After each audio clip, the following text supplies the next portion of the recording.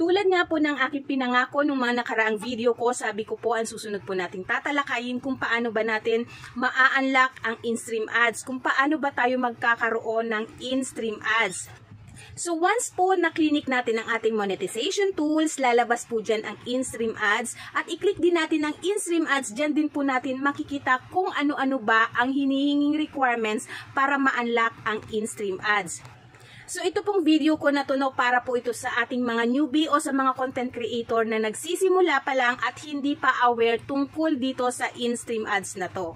So ito na nga po no, pag-usapan natin ano-ano ba itong 5 hinihingi requirements para ma-unlock natin ang ating in-stream ads. So unang-una po, kailangan nasa eligible country ka.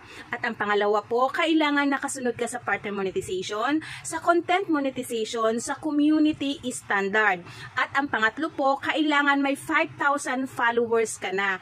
At ang pang-apat po, kailangan ma-reach mo ang 60k minutes of views. At ang huli, kailangan nakapag-upload ka ng 5 video or live sa loob ng 30 days. So once na-reach mo yung 5 hinihingi na yan, automatic po magkakaroon ka na ng in-stream ads. So kung sa tingin mo nakatulong sa iyo itong video ko, huwag mo pong kalimutan i-share at pakiclick na rin po ang follow button para sa marami pang video. Bye!